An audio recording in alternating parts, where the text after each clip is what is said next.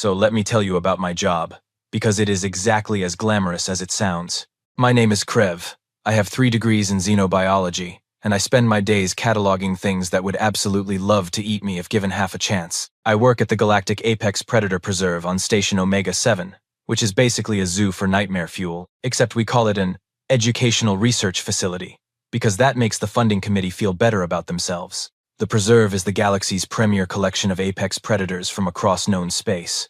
We have 47 species currently, each one the undisputed murder champion of its respective ecosystem. We have the crystalline mangler from Kepler 442b, which is invisible in 14 different light spectrums and hunts by echolocation. We have the sulfuric devourer from the ammonia seas of Proxima Station, which can liquefy tungsten with its digestive spray. We even have a Theta-class void stalker, which technically does not exist in our dimensional phase, but will absolutely ruin your day if you make the mistake of perceiving it. Why do we keep all these delightful murder machines in one convenient location, you ask? Well, because the galaxy has become civilized, and by civilized, I mean soft. Most species have not encountered a genuine predator in thousands of years. We have evolved past all that messy survival of the fittest business, and now we live in temperature-controlled habitats, where the biggest daily threat is whether the protein synthesizer might be on the fritz again. But the Galactic Council, in their infinite wisdom, decided that we should not forget where we came from. We should remember what actual danger looks like, what it means to be hunted, what separates an apex predator from everything else on the food chain. Hence, the Preserve, a living museum of lethality, a collection of the galaxy's most efficient killing machines, all safely contained behind force fields and monitored 24/7 by people like me, who are paid just enough to justify the existential dread. My specific job is to document new acquisitions and maintain the behavioral profiles of our existing residents. This means I spend a lot of time watching things kill other things, taking notes, and trying not to think too hard about the fact that I am separated from becoming a protein shake by approximately 3 redundant security systems and a hope that nobody trips over the wrong power cable. Now, you might be wondering what kind of creature qualifies as an apex predator by galactic standards. The criteria are actually quite strict. First, the species must be from a death world, which is a delightful term we use for planets where the environment is actively trying to kill you at all times. Second, the creature must be the uncontested top of its food chain, not just a predator, but the predator. Third, it must demonstrate what we call adaptive lethality, which is a fancy way of saying it can figure out new and creative ways to murder you if the old ways stop working. These are not just animals. These are evolution's greatest hits, the absolute peak of predatory development. Every single resident in this facility represents millions of years of natural selection, creating the perfect hunter for its environment. Which brings me to the moment everything changed. The moment when Administrator Tholna walked into my office with that expression that immediately told me my life was about to get significantly more complicated. Administrator Tholna is a Velopian, which means she has 4 arms, compound eyes, and the perpetually harried expression of someone who has had to file incident reports for 47 different ways station personnel almost died this quarter. She is very good at her job, which unfortunately means she is always finding new and exciting ways to expand our collection of things that want to kill us. Krev, she said, settling into the chair across from my desk, with that particular posture that meant I was not going to like what came next. We have acquired 2 new specimens from a recently contacted death world. I looked up from my datapad, where I had been documenting the crystalline mangler's recent discovery that it could vibrate at a frequency that caused migraines in most of the observation staff. Another death world? Administrator, we have been over this. The containment budget is already stretched thin after the sulfuric devourer incident. Yes. She made that clicking sound with her mandibles that meant she was about to ignore my very reasonable objection. The Galactic Council has designated this as a priority acquisition. The planet is called Earth, and it is classified as a Category 9, Death World. I will give her credit. That made me pay attention. Category 9 is the second highest classification. That is the level where the planet has multiple overlapping extinction-level threat systems. We are talking about worlds where the weather can kill you, the geology can kill you, the chemistry can kill you, and that is before you even get to the actual fauna. What are they? I asked. Armor plating? Venom glands? Please tell me they at least have some kind of natural weaponry so I can write a decent behavioral profile. Tholna pulled up a holo display, and I found myself looking at 2 of the most aggressively unremarkable creatures I had ever seen. They were bipedal, which was common enough. Bilaterally symmetrical, also standard. No visible armor, no claws, no fangs worth mentioning, No venom sacs, no natural camouflage, and absolutely nothing that screamed apex predator to anyone with functioning sensory organs. "These are humans," Tholna said, like that explained anything. "These are what now?" "Humans. They are the dominant species on Earth. We acquired 2 specimens through a cultural exchange program. They volunteered." I stared at the display. One of the humans was a male, apparently named Jake, with brown hair and the kind of relaxed posture that suggested he had no idea what he had just signed up for. The other was a female named Priya, who had dark hair tied back in a practical manner, and was currently examining her surroundings with what I would later learn to recognize as professional curiosity. "Tholna," I said slowly, "these creatures look like they would lose a fight with a stiff breeze. What exactly makes them apex predators?" "They are from a Category 9 death world," she repeated, like that was sufficient explanation. "Yes, but look at them. No claws, no venom. Their skin looks like it would tear if you sneezed on it too hard. They do not even have a proper pelt for temperature regulation. What do they hunt with? Harsh language?" Tholna's mandibles clicked in what might have been amusement. "The preliminary reports indicate they are tool users. Quite sophisticated ones, actually. They have achieved spaceflight, complex social structures, and apparently they have domesticated several other predator species on their planet." Tool users. I looked at the humans again, trying to find anything impressive about them.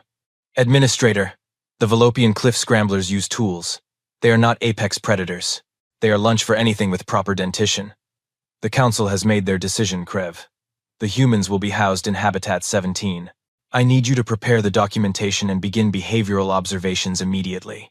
And that is how I found myself standing in front of Habitat 17, watching 2 confused humans being escorted into what we had hastily converted into a reasonable facsimile of Earth's temperate forest biome. Jake was carrying some kind of primitive bag over his shoulder. Priya was asking questions about the local flora that our containment staff absolutely could not answer. They did not look dangerous. They looked lost. Like someone had accidentally delivered the wrong species and nobody had bothered to check the candor. "Shipping manifest." I pulled up my documentation interface and began typing. "Subject species, humans. Origin, Earth. Threat assessment, pending. Initial observations. Subjects appear confused about containment protocols. No visible natural weaponry. Survival prognosis, poor." I had no idea how wrong I was about to be. The thing about observing apex predators is that you develop a sense for danger. You learn to recognize the signs. The way a crystalline mangler goes perfectly still before it strikes. The subtle shift in a void stalker's dimensional frequency when it has identified prey. The focused intensity of a creature that knows exactly what it is and what it does best. The humans did not have any of that. What they had was a concerning amount of enthusiasm for their new surroundings. "Oh wow, you guys actually got the understory vegetation right," Priya said, kneeling down to examine some of the plant life we had synthesized based on Earth's botanical database. "These are Brodea. They are edible, you know. The bulbs are pretty nutritious if you cook them properly." Jake was already walking the perimeter of the habitat, which I suppose was sensible behavior for a contained specimen. Except he was not looking for weaknesses in the containment field. He was examining the trees, testing branches for weight-bearing capacity, and nodding to himself like he was mentally cataloging everything.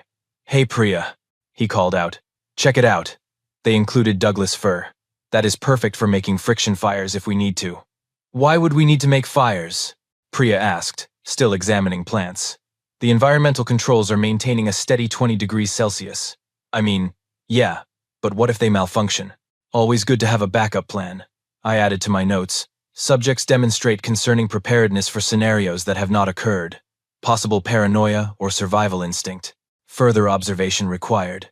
Grix, one of our security officers, was standing next to me at the observation window. Grix is a Thoraxian, which means he is roughly the size and shape of an angry boulder with too many limbs. He is also profoundly unimpressed by most things. "This is what required the upgraded containment protocols?" Grix rumbled, watching Jake pull out what appeared to be a primitive cutting tool from his bag. They looked like they would have trouble opening a standard ration pack. "Administrator's orders," I said. "Category 9 Deathworld protocols. Waste of resources. Look at them. They are practically designing their own habitat improvements." He was not wrong. Over the next several hours, the humans had essentially redecorated.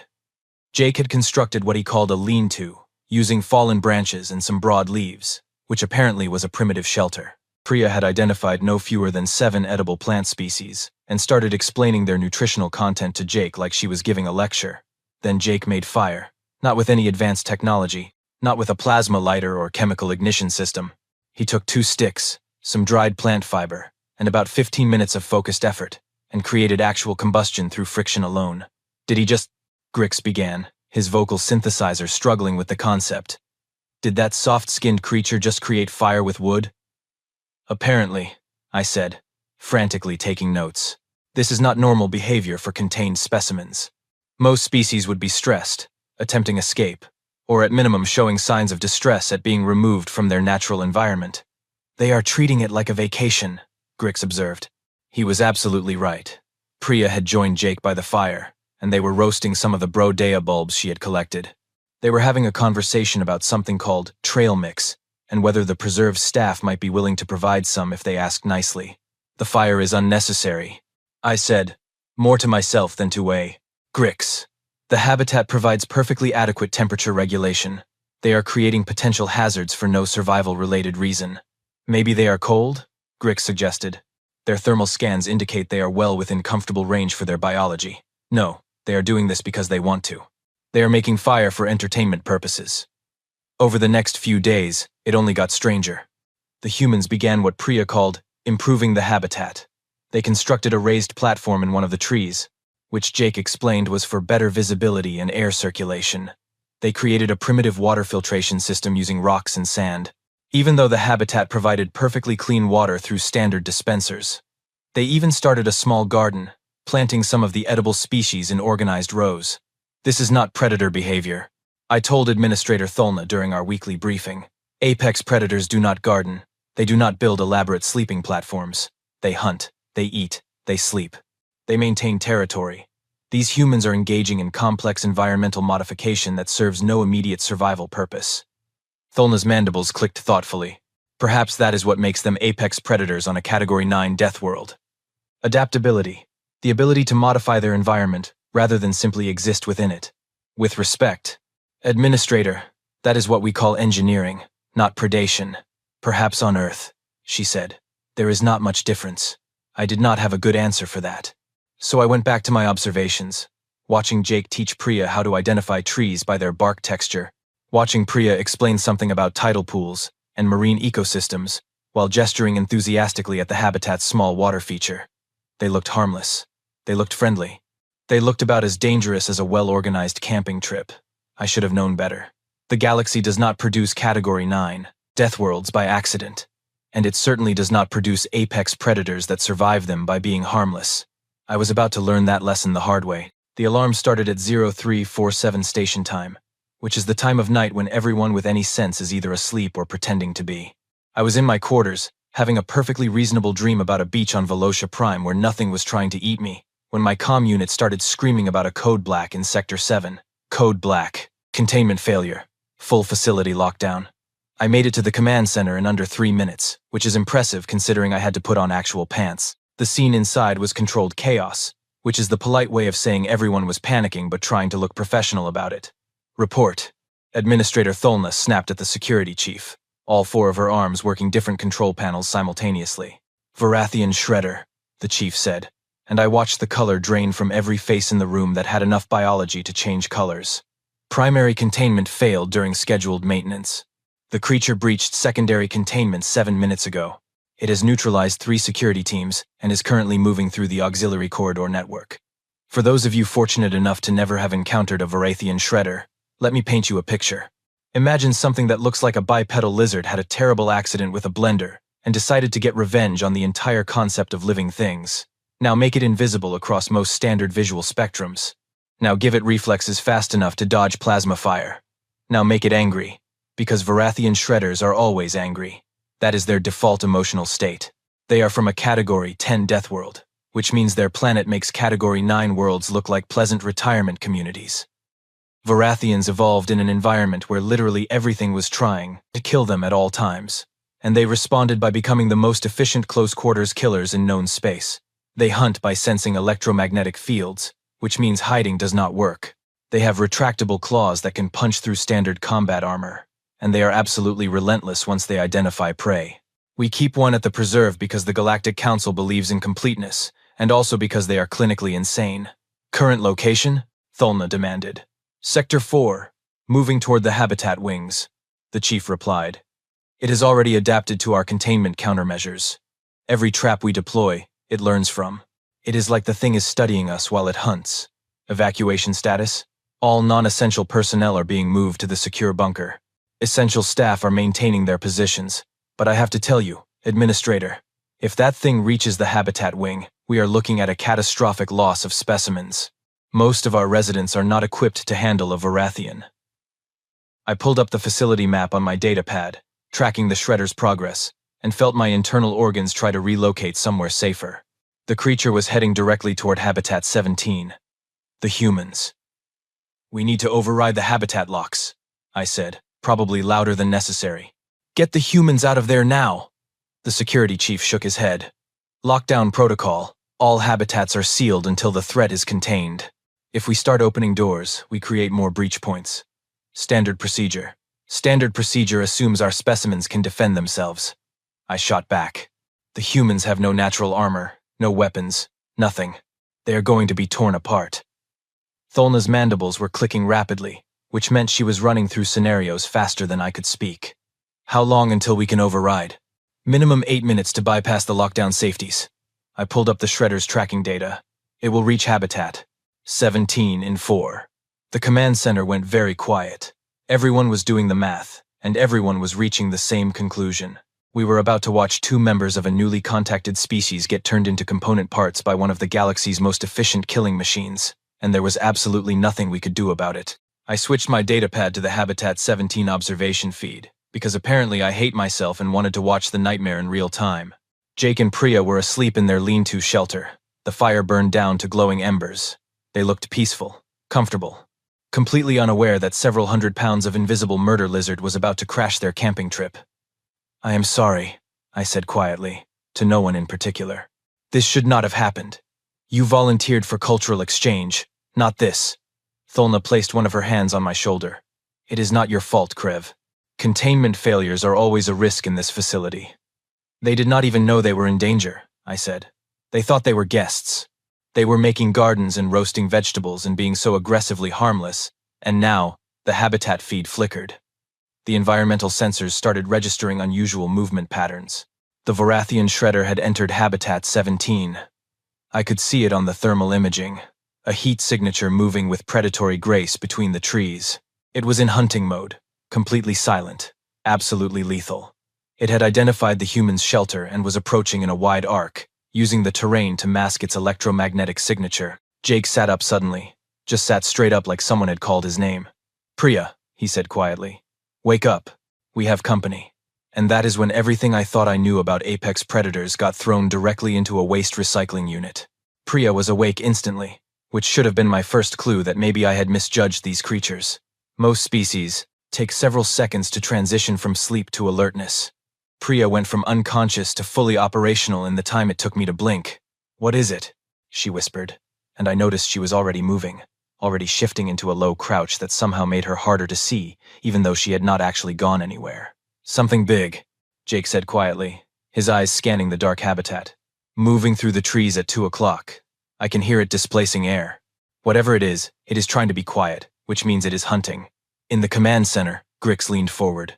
How does he know? The shredder is functionally silent. Even our audio sensors are barely picking it up.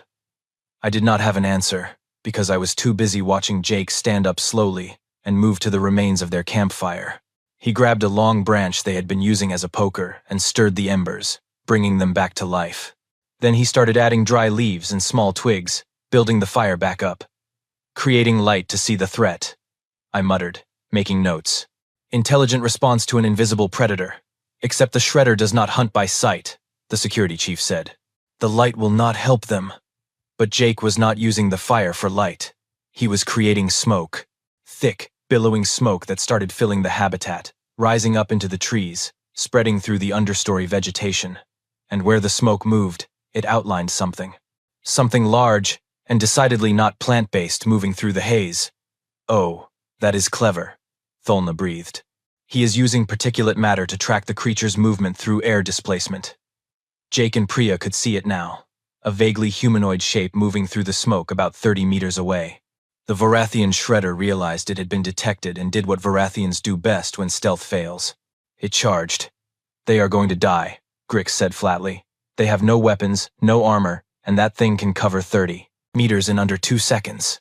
But Priya was already moving to the small garden plot they had created, pulling up one of the longer bamboo-like plants they had been cultivating. She grabbed Jake's primitive cutting tool and started working on the bamboo with quick, efficient movements. "What is she doing?" someone in the command center asked. "Making a spear," I said, recognition dawning. "She is weaponizing the habitat." It took her maybe 15 seconds. 15 seconds to strip the bamboo, sharpen one end to a wicked point using a rock, and transform a decorative plant into something that our own security scanners were now classifying as a viable weapon. The shredder was closing fast, a blur of motion through the smoke. Jake had grabbed another branch from the fire, a burning makeshift torch, and positioned himself at an angle to Priya. They were not standing together. They were creating a kill zone with overlapping fields of engagement. "They are using pack hunting tactics," the security chief said, and I could hear the disbelief in his voice. "Coordinated positions, divided attention vectors, complementary weapon systems. That is military doctrine. That is camping trip doctrine," I corrected, watching in fascination. "I think this is just what they do." The Varathian burst from the smoke, claws extended, moving faster than most species could even track. It went for Jake first, probably calculating he was the greater threat with the fire. It made a mistake. Jake sidestepped at the last possible second, a movement so precise it looked rehearsed, and shoved the burning branch directly into the creature's face. The shredder recoiled, its electromagnetic senses overloaded by the sudden heat signature, and turned directly into Priya's spear. She had braced it against a tree, angled perfectly, and let the creature's own momentum do the work. The bamboo punched through the shredder's natural armor like it was designed for exactly this purpose. Which, I suppose, it was, just not by us. The Varathian shrieked, a sound I had never heard one make before because Varathians do not shriek. They do not show pain. They do not acknowledge injury. They are supposed to be the ultimate killing machines, emotionless engines of predation. But this one was shrieking, because it had just learned a very important lesson about Earth's apex predators. They do not need natural weapons. They make them. They do not need armor. They make shelters. They do not need to be the fastest or the strongest. They just need to be smart enough to make you wish you had never tried to eat them in the first place. Jake moved in while the creature was pinned, grabbed another sharpened bamboo stake. Priya had apparently prepared earlier because of course she had, and finished the job with the kind of calm efficiency that suggested this was not even in his top 10 most stressful camping experiences. The command center was dead silent. We were watching the thermal feed of 2 humans standing over the corpse of one of the galaxy's most feared predators, and they were having a conversation about whether the meat was safe to eat. "The musculature looks dense," Priya was saying, examining the body with professional interest. "Probably tough, but if we slow roast it over the fire, the collagen should break down. Could be quite nutritious. I mean, waste not, want not," Jake agreed, already dragging the body toward their campfire. "Plus, we should probably figure out if anything else is getting loose. Might be a long night." Grix turned to look at me. Did those soft-skinned tool users just kill a Varathian shredder and decide to eat it? "Yes," I said, because my brain had apparently given up on processing reality and decided to just accept whatever was happening. "Yes, they did." "With a stick," Grix continued. "They killed a Varathian with a sharpened stick and fire. Technically 2 sticks, I corrected, and coordinated pack tactics, and environmental manipulation, and apparently zero concern about the psychological trauma of fighting for their lives against an invisible murder lizard. Administrator Tholna was already on the comm to the security teams. "Stand down from Habitat 17. The threat has been neutralized. By the humans. No, I am not joking. Yes, I know how that sounds. Just get medical down there to check on them." I looked back at the observation feed. Jake and Priya had the Varathian butchered and spitted over the fire, and they were sitting there like they were at a beach barbecue, discussing the proper internal temperature for cooking unfamiliar alien meat. "You know what the worst part is?" I said to no one in particular. "I think they are actually enjoying this."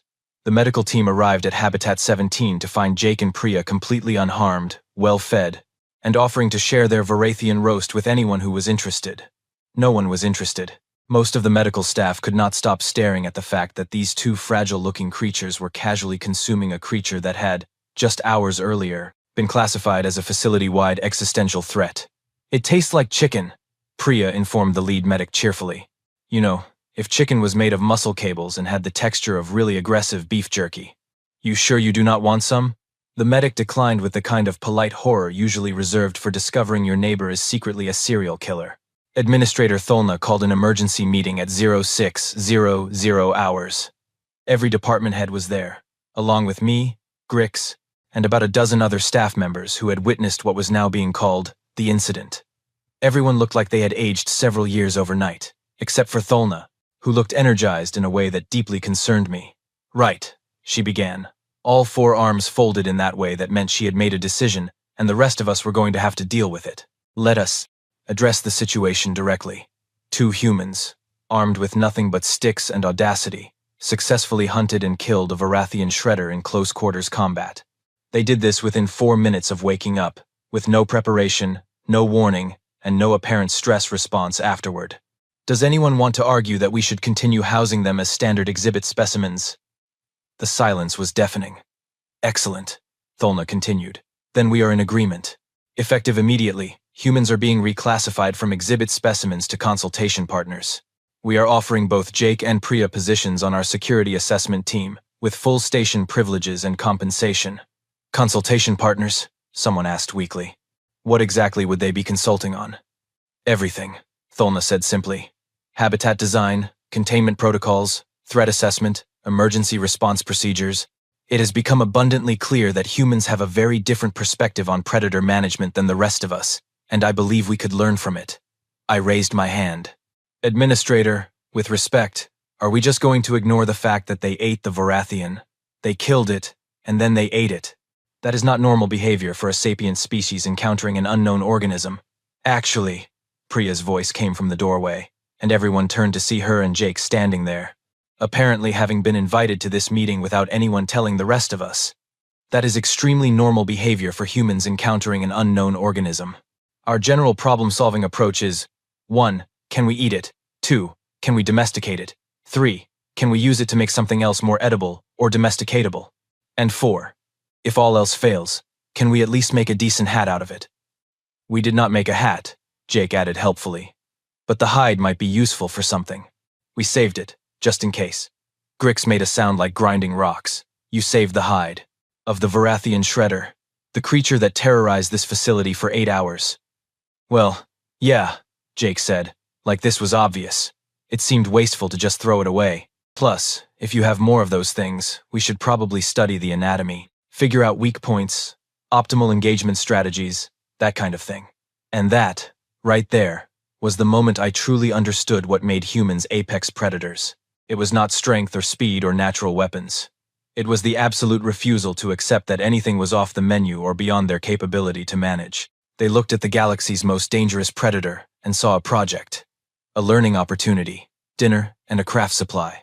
3 months later, Jake and Priya had revolutionized every single containment protocol at the facility. They introduced something they called environmental enrichment, which apparently means you make the habitats more interesting so the predators do not get bored and start testing the containment fields for weaknesses. They redesigned the feeding schedules based on circadian rhythms and natural hunting patterns. They even suggested we start a breeding program for some of the species, because apparently humans cannot see a population of endangered murder lizards without immediately trying to increase their numbers. The preserve still has 47 apex predator species, but we do not keep humans in the exhibit wing anymore.